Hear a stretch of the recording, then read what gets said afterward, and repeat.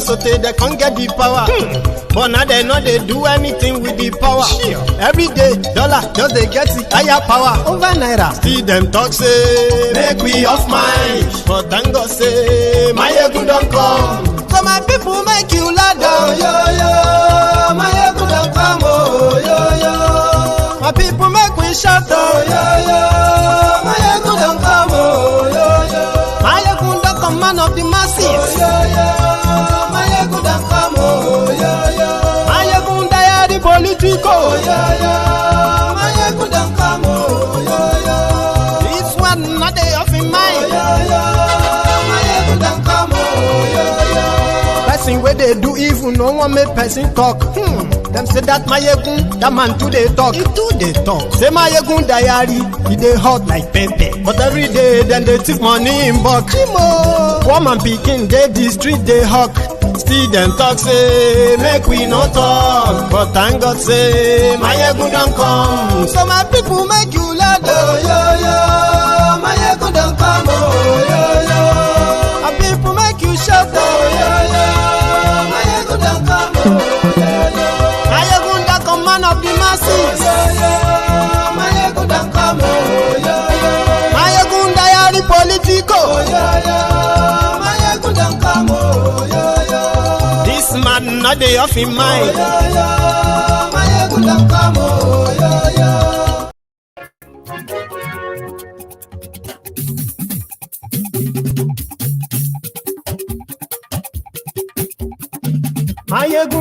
Hello there.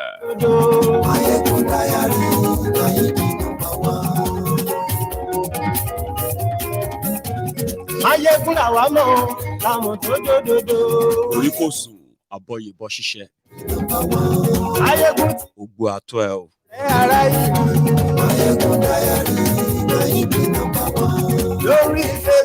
Good morning to you, good afternoon to you, and good evening to you from wherever you are watching from.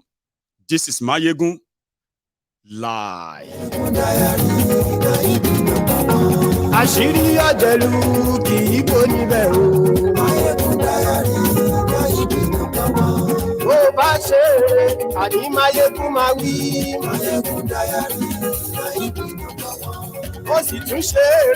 Thank you so much for joining me from wherever you are watching from. Of course, this is Mayegun. Share this broadcast. Invite your friends. Invite your not so friendly friends. Tell them Mayegun to today again.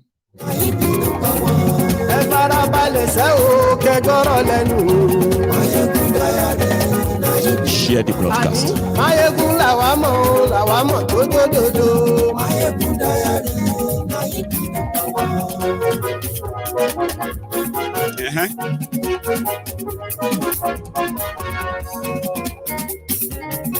Àní ẹ̀sùn rákì. Today. Ọ̀jẹ̀lú ẹ̀sùn rákì. How is the sound on your own device? Somebody just said there is no sound. Is that true? Lórí YouTube. Àní ẹ̀sùn rákì. Ọba bá gbé wúrẹ́. Àní ẹ̀sùn rákì. Bíjọ́ ìgbádìyẹ. Thank you. Although we are starting late, but I promise you it's going to worth it. Like the wait. You share the broadcast.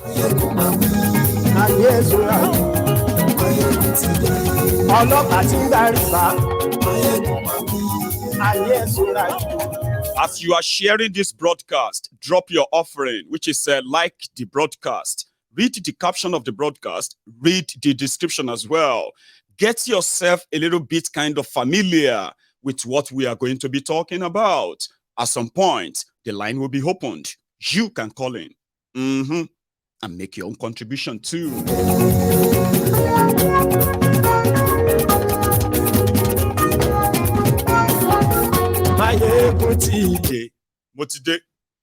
So good evening to you once again, and then good afternoon to you from wherever you are watching from. This is Mayegun live. And as the description of this broadcast rightly read, not shocking. The Christian Association of Nigeria, they've responded to that threat from Hell Rufire, Kaduna Littlefinger, with what a lot of people believe is pure cowardice response. It's not new. But you see, tonight, I'm going to help us, right, understand what is really at play here, even though some criminals are bold enough to use Islam as the front for their criminal political adventure, while others are cowards, not bold enough, right? Lily-livered politicians wearing garments, calling themselves men of God, or the leaders of the Christians in Nigeria, lily-livered cowards. So I'm going to let you understand what is at play. And the popular question is, but what do you want them to do now? Say you want them to now start telling people to fight? No, hello. You will know what they need to do, but they are politicians too, and cowards. So tonight, I am going to start this conversation from there. Then we are going to go all around what has happened in the last 24 hours in Nigeria, including in politics, mostly in politics and policies. Few days ago, something that I don't think anyone else could try, no matter how crazy Nigeria has become, volatile, divided, Nigeria has become, only few people could utter some certain things in public. Some things that those who are from northern Nigeria will say. Only a few people, myself, who can say whatever I like, no matter whose ox is God. Then northerners, especially northern Islamic jihadist politicians, who are very quick to throw in and play the religious card. They are not ashamed of it. If you question it, it is going to be called an haram, and you could be killed for it. That's how serious it is. When they make a stand, when they say something, politically, if you disagree with it and you are from other part of Nigeria, it is considered as a blasphemy. So they attach their religion with their politics, and they are not ashamed of it. In fact, the rest of Nigeria will tell you, northern Nigeria, they will never vote for anybody that is not a Muslim. Like they are so proud to say it. But it is going to be all hell let loose. If you dare say, for example, Nigeria will be ruled by a Christian, by Christians only, forever, they may start killing people in northern Nigeria for just saying that. This is your opinion. You have no political position or anything. Just make that statement in southern Nigeria. They may start killing people in northern Nigeria, that you have offended them. Because you said Nigeria will be ruled by Christians for life. How dare you? You will begin to see all of their scholars. They will begin to tell you, this statement can cause war. Your statement can divide Nigeria. This thing can cause problem. Blah, blah, blah, blah, blah, blah. Your statement will never let the northern Nigeria trust anybody again. If you want to be president in Nigeria or anything in Nigeria, you must get the endorsement of the Islamic North. It's like it's normal, but they don't born you well. So go out there and beat your chest and say, Christians will be, or Babalawo, all of us will not get religion like this. They don't even consider us. I've told you that many times. Me, we no get religion. I no be Christians. I no be Muslim. I no be Hindu. I no be Babalawo. I no be Mamala. I no be anything. Just my yegun. People like us, we no exist. We no even get chance. except we lie and pretend to be Muslim or Christian. Sure, you get that is the political structure of Nigeria. They said Peter Obi said 2023 election is Islamic. I mean, sorry, it's what do you call it? It's a religion war. Yeah, and the entire APC clan, Egbekegbe, people destroying people. They were running mad on that fake phone call. Altered, not fake phone call, but altered phone call because they could pick where he said, this is a religious war. Please pray for me. Please help me talk to your people. Yes, daddy. Yes, daddy. For weeks. A lot of you bigoted animals, you use that as the reason why Nigeria dodged a bullet. That's what you said. Nigeria dodged a bullet because of a fake AI-generated phone call said, this is a religious war. Please pray for us. Please talk to your people. A lot of you want to run. You were actually running mad everywhere. I knew it. I knew it. Hey, God, yeah, blah, blah, blah, blah, blah, blah. But listen, just a few days ago, Rufire publicly said, we lied to them. We told them this is not religious. This is not about religion. This is about capability, blah, blah, blah, blah, blah. But of course, it's about religion. Everybody knows that. Look at what we have done in Kaduna. Muslim ticket. Look at what we have done. The governor is Muslim. The deputy governor is Muslim. The SSG is Muslim. The speaker is Muslim. This one is Muslim. He was bragging about that. The finance commissioner is Muslim. And look at what we have done in Nigeria. We repeated the same. He said it boldly. And everybody started speaking in tongues. I'm glad that those of you are actually real Muslims, because I've told you this.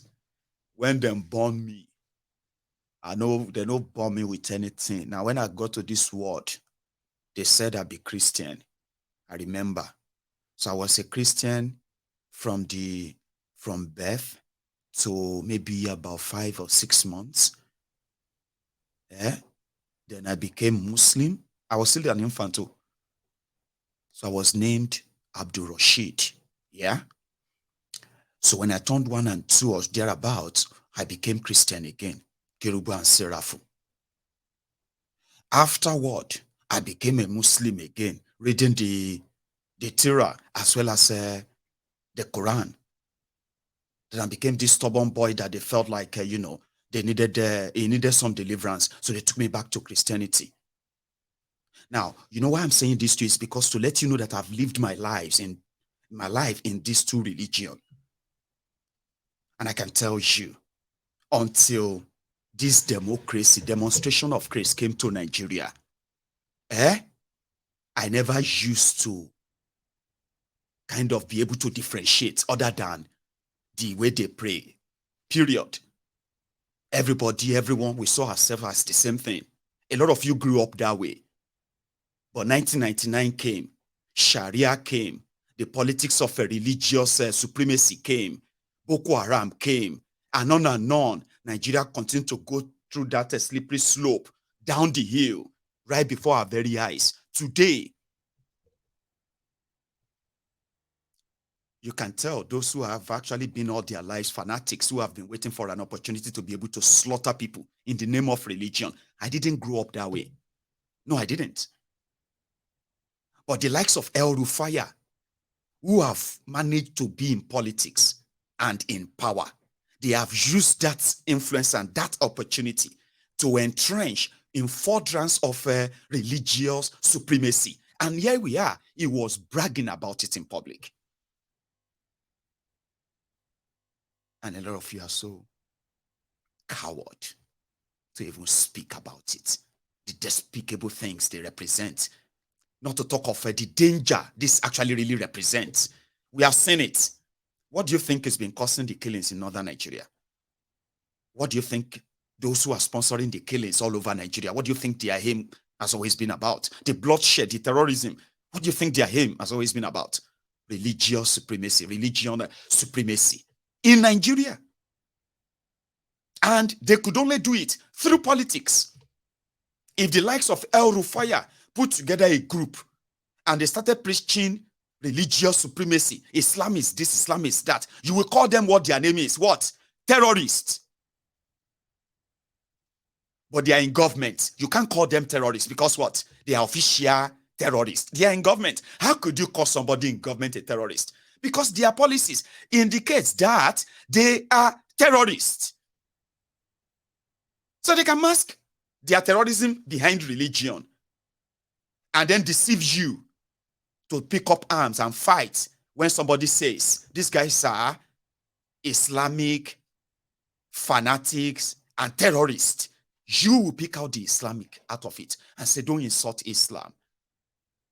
It's the same thing with Christian Association of Nigeria. What is Christian Association of Nigeria?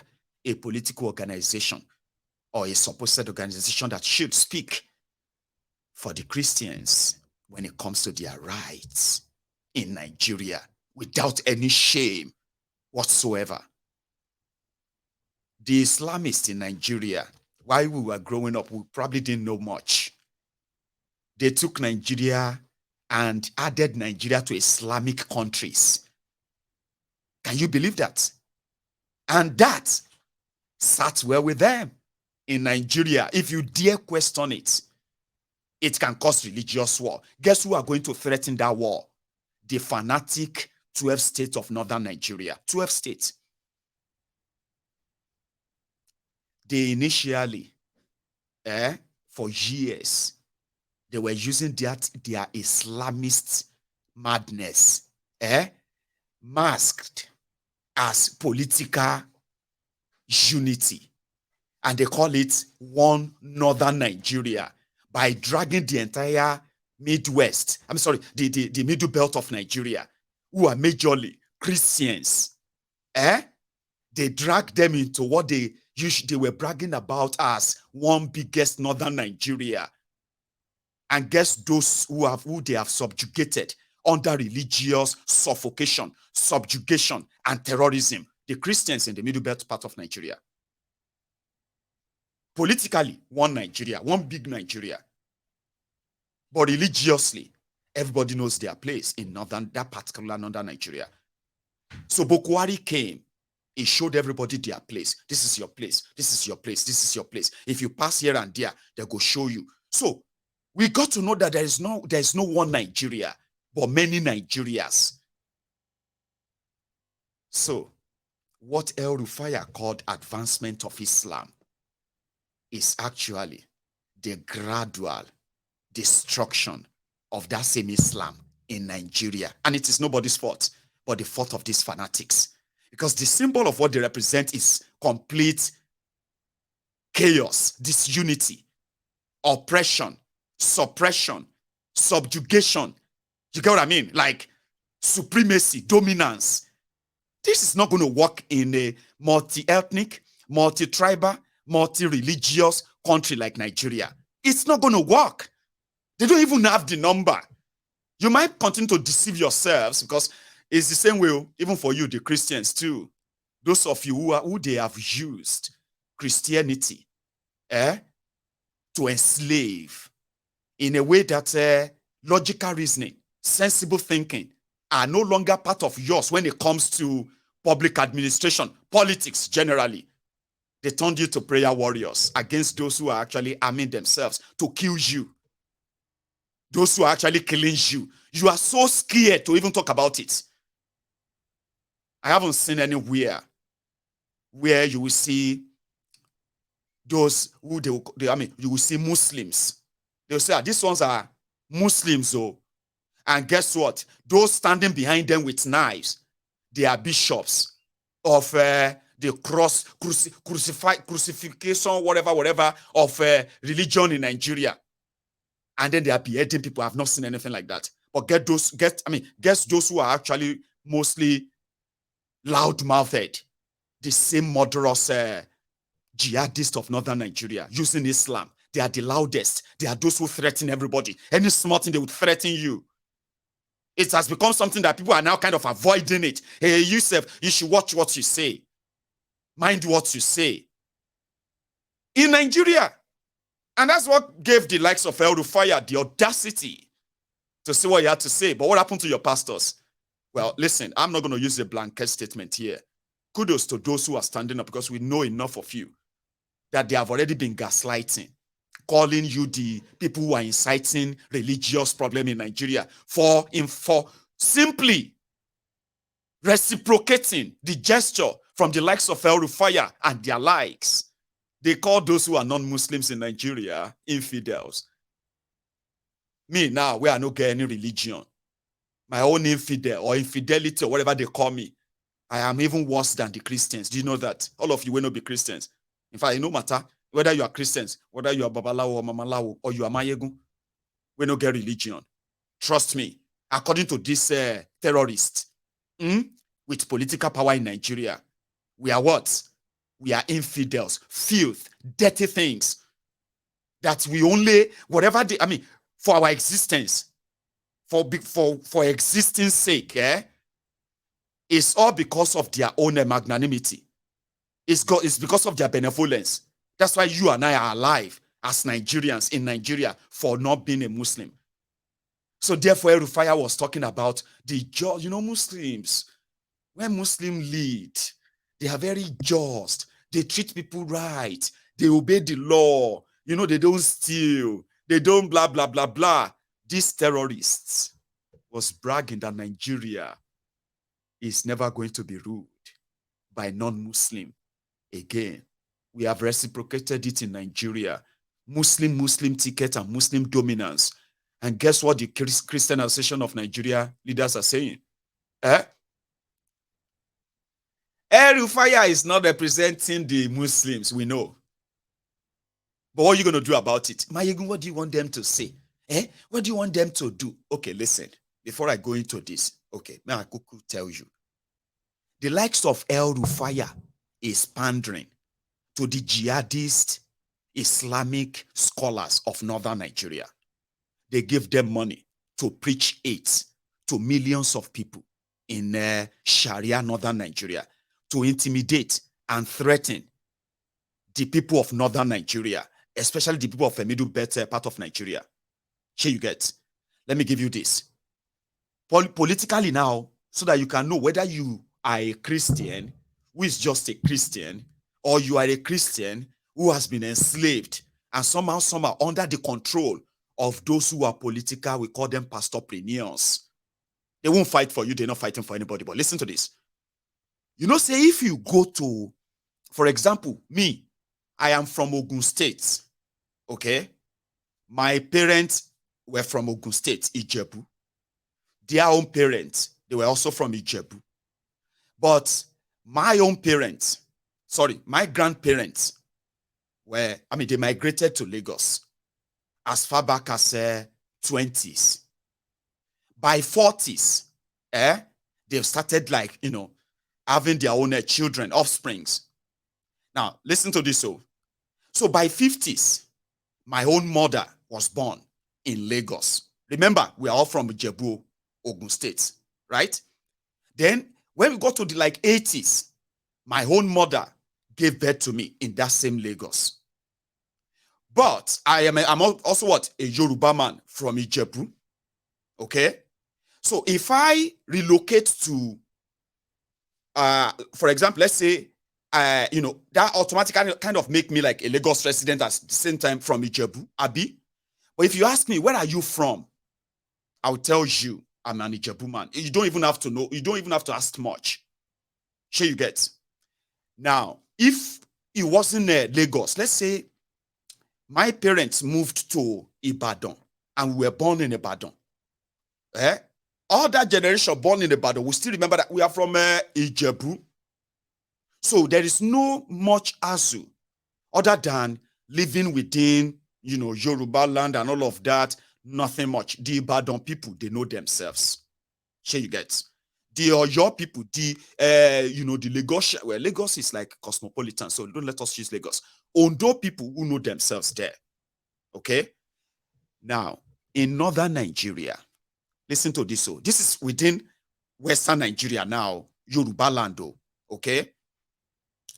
Let's say I now move to the nearest region to me, and that would be the old Midwest, which they now partly call the Niger Delta and Benin. That is the closest to Yoruba land, okay? But it's another region, right?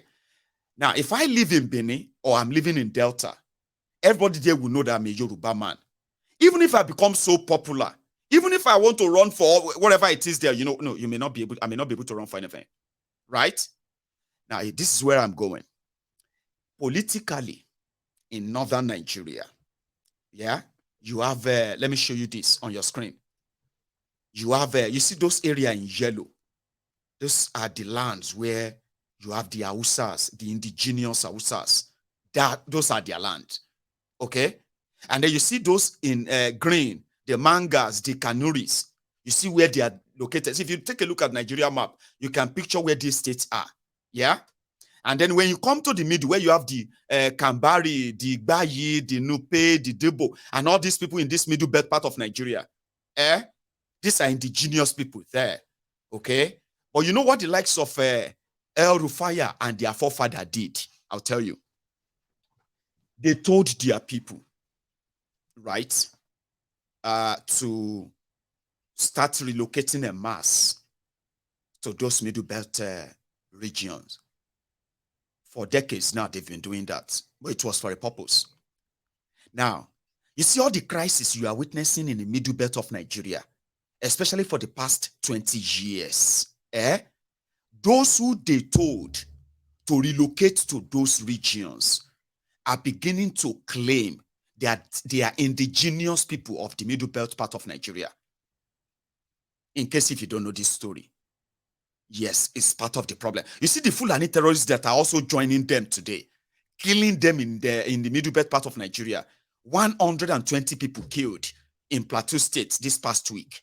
Yes, 120 people. You see, over the decades, the Hausas, the Fulanis, the Kanuris, all of them, they were politically kind of relocated, like they were going there to work, do this, farm, this and that. Then afterward, they started fighting the locals for the lands by claiming that this also belonged to them. And their political criminals like El Rufire, they were making them realize that doing so is to help spread Islam. Meanwhile, it's got nothing to do with Islam other than using it as a cover, just dominance, feudalism. If you are from middle belt part of Nigeria, you probably will kind of tell me if I am lying with this what I just said. Clashes every now and then in the middle belt part of Nigeria. These were decades of mass migration that were deliberately put up. So, the likes of El Rufire and gang, they would then continue to, having access to power. What have they done? They decided to start funding Islamic fanatics as preachers, as clerics. They give them money, they build them mosques, they give them everything they could get. And by so doing, they have just one job to tell every of their listener that to sustain the spread of Islam through politics and subjugation in this manner is a task that must be done. Sounding funny to you? No, it's not funny. And that is why every one of them believe that when they give power to the likes of El Rufire, they are giving power to those who are helping spread Islam, even if they are victims of bad governance themselves, killings and all that. While the churches are praying and preaching peace, they are not even bold enough to talk politics in their churches. I'm talking about all your big churches. They're not bold enough because the kind of society that Nigeria has created that gave room to the likes of El Rufire to gain power and use that power through religion, manipulation, and the rest of that, has also cowed the likes of your pastors who have committed different financial crimes and so many other crimes that they would have been to jail for if Nigeria was a working country. They will be sharing the same cell with the likes of El Rufire. Seriously. It simply means, as some believe that the likes of El Rufire and Bokwari, they were fighting for their religious survivor.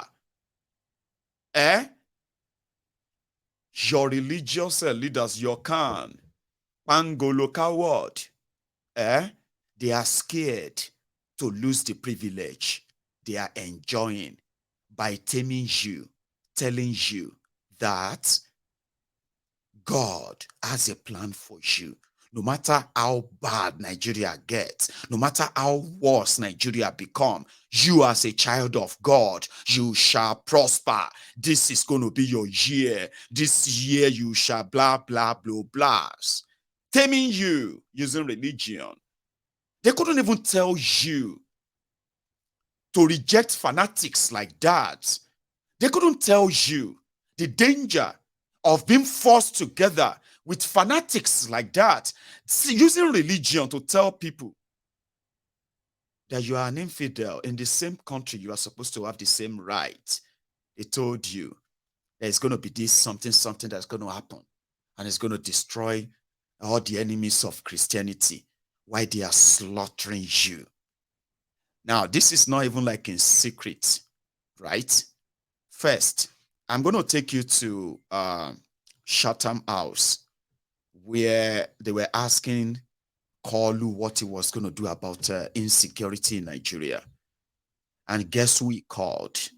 Dele Alakori and El Rufire of Kaduna. I think we should first start from here before we get to that. The Khan and the rest of them, then I'll take you further from there. This is Arise News, content, and the credit goes to them. They are discussing El Rufire's bigotry.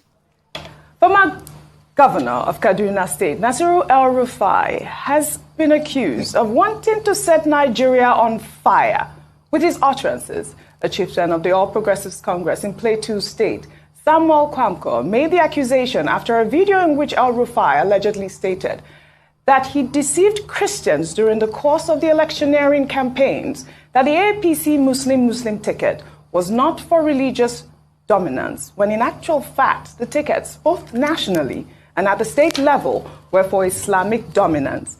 In the video, which has since gone viral, El Rufai is reported to have also said that the victory of Bola Ahmed Tinubu had silenced the Christian Association of Nigeria, adding that he will sustain an Islamic-dominated government for 20 years and unending, not only in Kaduna State, but in Nigeria at large. Kwamko, who is also a former national director of the Christian Association of Nigeria, while reacting to El Rufai's comments, expressed disappointment at his classification of citizens of his state as them versus us, which to him meant that the former governor cannot be exonerated from the wanton killings, demolition of houses, and places of worship of Christians in Kaduna. Well, let's take a listen to a short clip of that video before we come back for a discussion.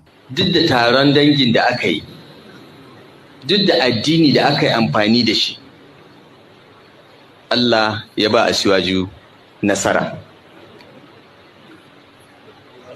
Abinda muka samu muka yi a Kaduna yanzu an yi shi a ƙasa gaba daya. Babu wani makaryaci da zai zo ya ce, zai fito ya ce shi zai yi siyasa na Kiristanci ya ci zaɓe. Peter Obi ya yi ga inda yake. An yi maganin wannan, dole suka yi shuru. Tun da Asiwaju ya ci zaɓe, kan tsit. To da haka ne za a samu zaman lafiya a ƙasar nan. to shi ma ka ga aka sake aka ƙara sai komi sai ya wallahi abinda muka yi kenan kuma ni da wasu daga cikin mu a ganin mu mun gama aikin. This has caused a huge debate on social media as well, but let me take a tweet before I take your comment. This person wrote, "It is really disappointing for El Rufai to brag about religion in a country that is trying to heal. What is the point of the speech? What point is he trying to prove in an election that was clearly questionable? The APC, tell your man not to sow seed of discord in this country." Over to you. This is a tough one for me. I schooled in Kaduna, went to Sultan Bello Primary School. I went to FGC Kano. A number of my friends will refer to me as Dangarewa, Dankano, and things like that. I speak Hausa, and I didn't know that. Yes, I speak Hausa. I went to school in Kano. My school was just next to Serkin Zazau's palace, Sultan Bello Primary School. And when I look at this, when I listen to that tape, I am just praying, please God, let Mala Nasiru come out and say, no, this was doctored, that this is not him, this is not true. Yeah, I waited 2 days to take the story. I've been waiting for that to trending. happen, but it hasn't happened. And I will reach out to him at some point over the next day or two, because I've known Nasir Rufai from the days when I was living in England. I came back in 2011, and I still say I know him fairly well. This is the same man that has a Yoruba man as his spokesperson, Muyiwa Adekeye. This is the same man that has a lot of friends in Lagos, all over the country. He has a lot of friends who are Igbo, who are Hausa, who are Christians, who are Muslims. This man that I'm seeing in this video, I honestly don't recognize. I don't recognize this person. I don't know what has happened. I don't know the reason why he will speak in this. Now, so they go to talk when they want to be politically correct. Oh, I'm so surprised. I'm so shocked that, I can't believe what I just heard. Oh, I can't believe he said, Abba. You can't believe. Or you can't tell the truth. You get what I mean? Listen to the chairman of Christian Association of Nigeria too. Just the tone. Let me put it this way. Rufai is fond of making these allegations and then turn out to water it down. In 2015, after the election, Rufai said in one of the television interviews that actually the Christian Southern Kaduna did not vote for him. Personally, I did not talk to him on phone. I went and sat one-on-one on him. Then I was in the CAN chairman and I confronted him. I gave him just 3 examples. One, in Jama'a local government of Kaduna State, the total vote cast that year was 86,000 votes. Rufai got 39,600, and the PDP candidate of that year got 40,000 or 40-something thousand 900. And I put it up to him. Why will you say that you didn't get the vote? And he apologized to me, and I said, truly, I got 47.8% of their vote. You can see the requirement he needed was just 25%, but he got over 47%. I even went further to tell him, Kachia local government, the total vote cast was around 60-something thousand. The difference between you and the other candidate was just 1,000 votes. So you got almost 49,000. He admitted it is true. In Sanga local, Kagarko local government, you even got that local government. And I went further to tell him about Kauru and others. And that ended the argument and the lies that he didn't get Christian votes. Even in 2029, because the requirement of the law is that you need to have 25% in 2/3 or 1/3 of the local governments. And he couldn't have gotten that without the local governments of Christians. But you see, I need to let Nigerians know, we have ever played this religious card. People are pretending I don't want to speak about it. Buhari, in all the 3 initial attempts he had to be president, played all these games, and it never worked on him. But because he had played that game, then he went into alliance with other political parties and eventually became president.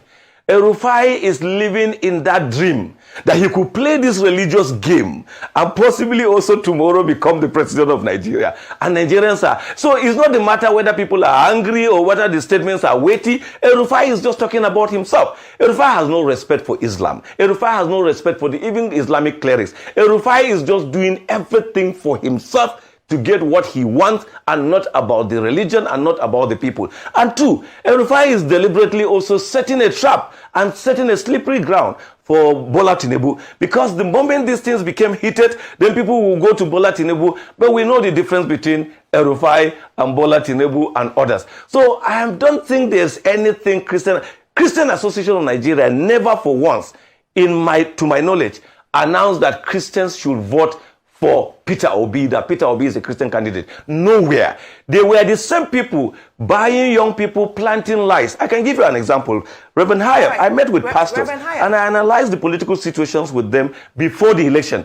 Before I knew what was happening on social media, it was announced. Fortunately for me, it was announced positively that I said Christians should not even vote for Peter Obi. But I know how they were trying to misquote other Christian leaders to give a picture as if Christians were asking Christians to. If Christians had really asked Christians to vote a Christian candidate, the result of this election cannot be what it is now. But you know, since he's up to something. It is smoke Igbo. It is taking Indian. You know that there are so many truths in what he said, but there are also so many capping too. But the last statement where he said, if the Christian leaders, if they told Christians to vote for a candidate in Nigeria, Tinubu won't win. That is 100% true. But they are cowards. Do you get that?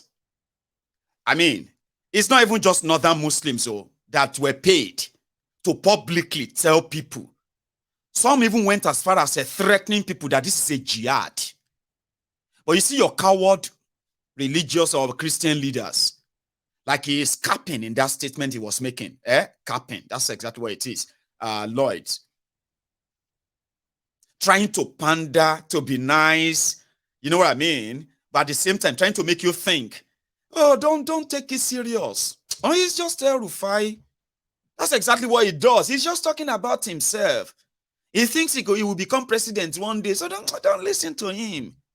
That's him trying to tell you to calm down. It's not serious. But guess what? When the likes of Rufire the people Rufire was addressing, it was telling them that we've delivered phase 1, and we will go further. That's to tell them that all you did when you told people that this is a jihad, it worked. So we're going to continue like that. But that is his last statement where he said, if Christian leaders said the Christians should vote for Peter Obi, 100% is true, is right about that. Not that all of you Christians will vote for Peter Obi, but did you see where that religious card that they love to play? Do you see how it's not really about it per se, but just for pandering to their base? Christians in Kaduna, despite all the killings, burning and all of that, they still gave Rufire over 40% of their votes to continue. But yet, the likes of Rufire, who took the vote of infidels to win the Muslim ticket that he's bragging about, he doesn't see them as anything. He didn't see anything they did as anything, because what is the vote of infidel? That's exactly how they see all of you who are either Christians or you are Southerner or Igbo in APC, Egbekebe. Whenever they want to take their dig against you, the Southerners, they will forget the fact that a lot of you are those who made them come to power. When they want to batch the Igbos, attack them and use them as their toothpick. All of you who are Igbos in APC, I have asked you many times, how do you actually feel every now and then when this guy comes? Because you mean nothing to them. You're just lakunjo. Yemi afọ we not bara, we not guru. Show con ya lakunjo rile. Yani lakunjo. You know lakunjo? Lakunjo are those that will say, we need crowd to fill up this place. Because we have some people coming and they just bring everybody. They say, the number is not enough. Go to that street and see if you can see another people wandering about. Bring them inside to fill up this place. That's exactly who you are in their scheme or whatever agenda, madness agenda they have that would never actually work. Now, when they talk about Islamization, one mistake and error a lot of you are making is this. You think, Islamization of these criminals is to turn you to Muslim. How naive are you? That you think their Islamization agenda is to turn you to Muslim or what? No. They've already managed in their mind, as Nigeria is, they control the institutions and they need more. Once they took over all the institutions and they entrench this mentality, like El Rufire said, for the next 20 years, now you go come out for Nigeria, you go find another place. Or you go and submit yourself and say, it doesn't matter where you come from. Institutional capture, which is state capture, which is what you have right now. When Kolu was at Chatham House in London, some people were asking him questions, if you remember, December 2022. That was last year, wasn't it? El Rufire, Tifnumbu said El Rufire would answer question on security. What Tifnumbu would do about security. The man that is the Boko Haram sponsor, El Rufire, will be in charge of Nigeria security under Tifnumbu. So here is what he had to say. Let's first hear that of Dele Alakori. We were asking. And I think this was one of the moments when they thought that El Rufire would be the chief of staff to Tifnumbu if he won. If he wins, and then or he's going to be your secretary to the government of Nigeria, secretary to the government of the Federation. And he can use the opportunity. First, it will be the fight between Shitiman and Tifnumbu. Then, the entire cabinet. And before you know it, it will explode. But like that guy said, the camp chairman or the camp president, El Rufire is using the same template of Boko Haram, jihadist mentality, murderers, kill them, fanatism. This is what CPC represented. Sharia law, Sharia rule, until they brought you a Sharia judge to become the Chief Justice of Nigeria. This was the moment they thought El Rufire was going to become your secretary or something big inside the Tifnumbu's government. So far, so good. He never take any serious thing yet. Unless they bring and come be the chairman, a DSS director, or minister of Abuja, or any what thing the filmmaker can do again, where him feel wreck havoc with his jihadist mentality. El Rufire brought in Fulani terrorists to Nigeria. He bragged about it publicly. And then in London, he's giving an idea of how to combat insecurity in Nigeria. Let me hear the Dele Alakori first. This one think is talking to bloggers, where he's kind of giving motivational speeches. Listen. Yeah, thank you. Go ahead. Let me once demonstrate here. One of those philosophers I wanted doctrine that I believe firmly in is teamship. Unbreakable team. To demonstrate that, I will choose the first question, assign it to Dele Alake. Okay. And the second question, assign to Nasiru El-Rufai.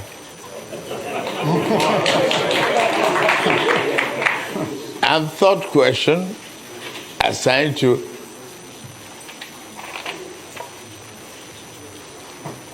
Ben Ayade.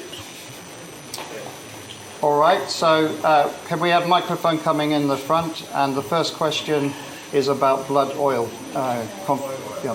Oil. There, this gentleman. There. Yeah, El Rufire can see him. Yeah. Please go ahead. Security, not zero El Rufire. Yes, thank you very much for that. Now, the issue of oil theft in Nigeria is as deep-seated, and it's been long-standing. It's been there. It's not a new development, as we all know. It's been there for decades, and then we discover the various dimensions daily. Now, the incoming administration, by the grace of God, of Bola Ahmed Tinubu, has devised some novelties in terms of strategies. First of all, to combat oil theft is tied to the security situation of Nigeria. Now, the questioner has linked it with connivance with the security agencies. Now, the Bola Ahmed Tinubu administration has a three-pronged approach to this. In terms of regenerating, revamping, and recalibrating the security equipment, technology, that's one. The human angle, in terms of the size of the security too. Today we have over 200 million people, and there's no way the current strength of our security agencies can adequately cope with the gargantuan and enormous problems of security, securing lives and property. So the personnel of all the security or coercive agencies will be increased to cope with the large population of Nigeria. That's another dimension. The third dimension is really employing state-of-the-art technology like drones. We know today that there is, in terms of kidnapping, in terms of even identify the oil theft and the oil pipelines, the illegal pipelines that have been rigged, that have been embedded in the ground for years. You cannot but employ technology like drones to pinpoint the actual spots where these things are. And this has already started. The current administration actually is making very good strides in this respect. They've been unearthing and discovering and arresting, apprehending the culprits in charge of all. So this will be intensified. It will continue and actually be taken to a higher level, such that in the first 6 months of the Bola Ahmed Tinubu administration, oil theft will not only be reduced tremendously, the goal is to stop it in its entirety. I think that's all. Excuse me. That does not mean a departure from the present administration. The classification, a theft and a receiver exists.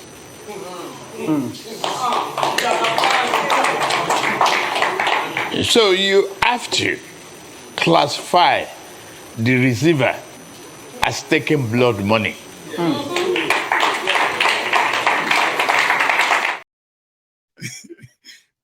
I remember those days. Listen, in addition, as a receiver, it's a giver, and all of that. I say, very, very intelligent. Yes. Man. Anyway, so they were praising Bokwari then. They go soon swear for him. They don't prepare how to put Bokwari and his people on the burner to cook them very soon. You've heard that of here in Nigeria, Abi. It sounds like they bring the problem of this is gangantua. You hear where Dele Alakori was talking about recalibrating, redesigning, reconfiguring. As you see, buzzword. So wait for that of El Rufire talking about security. Okay, you, El Rufire, the little Hitler of Kaduna. Oh yeah. Mr. Alex Vines, ladies and gentlemen, security has been a big issue in Nigeria in the last few years. And that has affected not only rural economies, but agricultural production, commerce, and everything else. The Bola Tinubu administration will address these challenges, or whatever remains of it, after the efforts of this administration in at least 3 ways. First, policing. Nigeria has about 300,000 policemen for a population of over 200 million. We need at least twice that number. That will be achieved by amending the Constitution so that policing can be at federal, state, and even at community levels.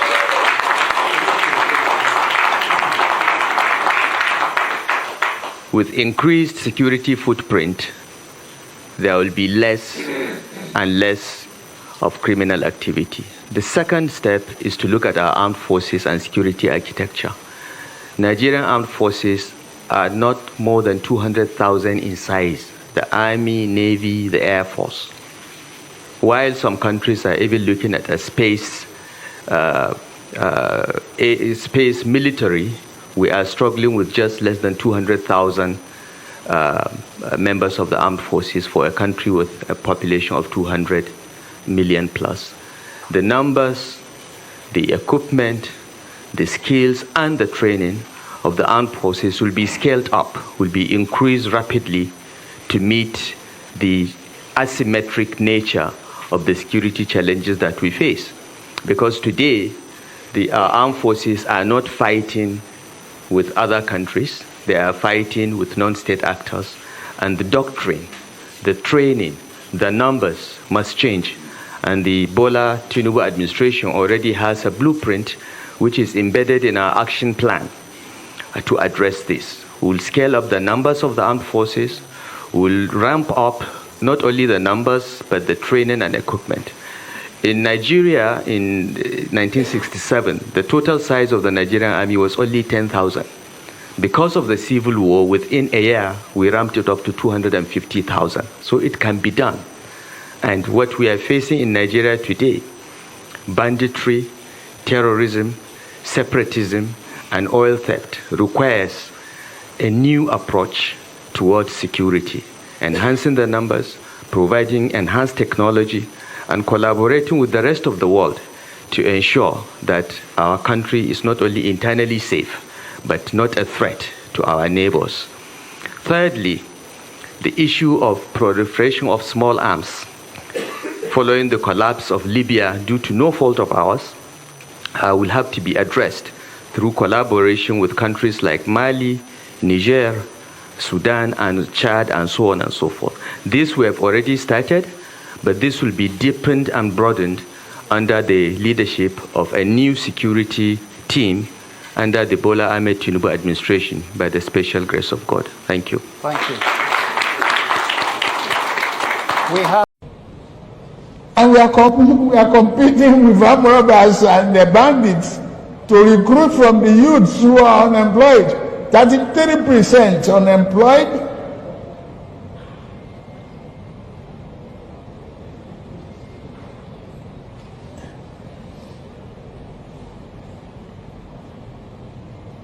Recruit 50 million youths into the army and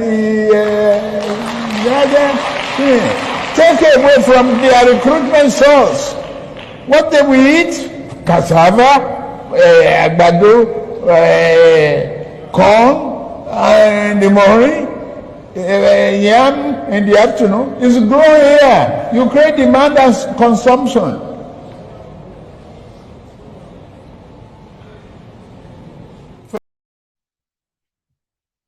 So that was Rufire in London.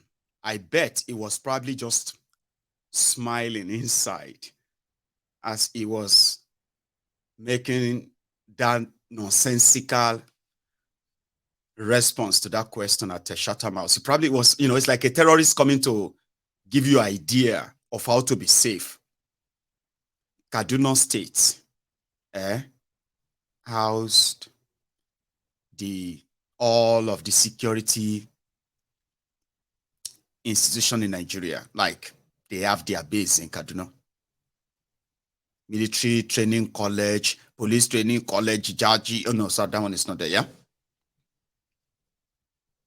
All of the Nigeria security system, all of them, they have their headquarters in Kaduna.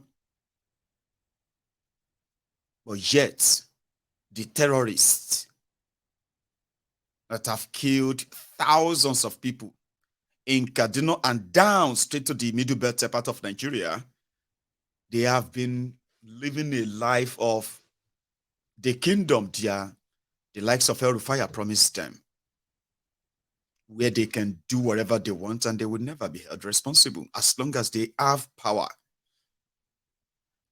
So it was probably a shocker to them when they heard that Rufire won't be, what do you call it, the SGF, Secretary to the Government, right? He's not going to be, maybe they will make him Minister of Defense. Some said that Kwakwanso could be your Minister of Defense. See, your own problems. But today, Kalu sworn in George Akume as the Nigeria's Secretary to the Government of the Federation. Egbadurao. So here is what happened today.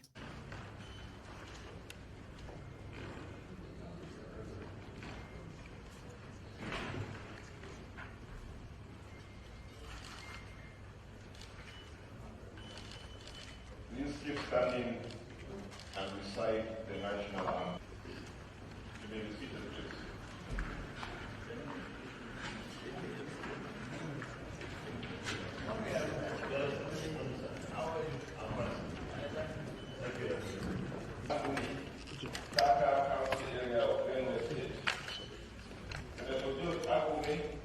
Former Executive Governor of Benue State, attended their native authority primary school Wanuri, the former government secondary school Kotobi, now Model Science School Kotobo, and St. Louis College for his advanced level in 1973.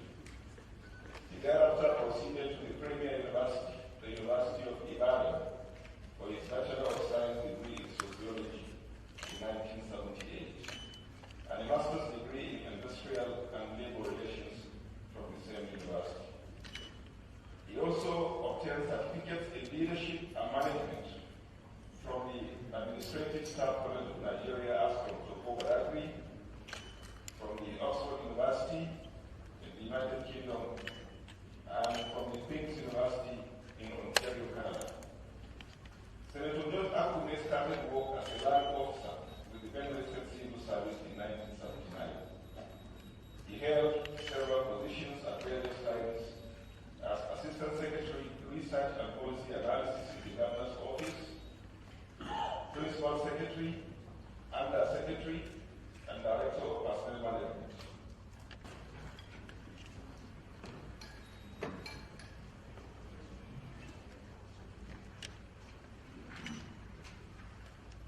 Do solemnly swear that I will be faithful and bear true allegiance to the Federal Republic of Nigeria, and that I will preserve, protect, and defend the laws of the Federal Republic of Nigeria. So help me God. As Secretary to the Government of the Federation, I will discharge my duties to the best of my ability, faithfully and in accordance with the Constitution of the Federal Republic of Nigeria and the law, and always in the interest of the sovereignty, integrity, solidarity, well-being, and prosperity of the Federal Republic of Nigeria. That I will strive to preserve the fundamental objectives and directive principles of state policy contained in the Constitution of the Federal Republic of Nigeria.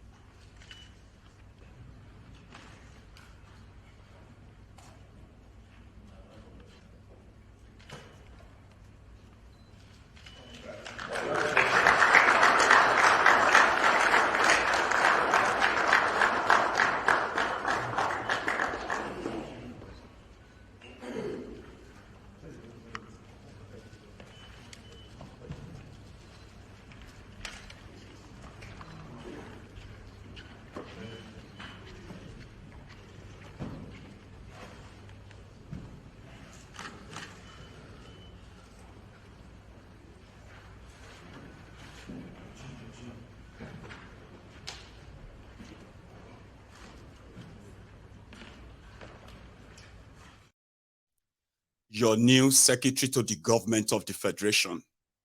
Remember, it took Bokwari 2 months before he finally announced Babashir Lawal, the grass cutter, the man that used 240 million naira to cut grass around the abandoned primary school where the victims of Boko Haram, were kind of staying.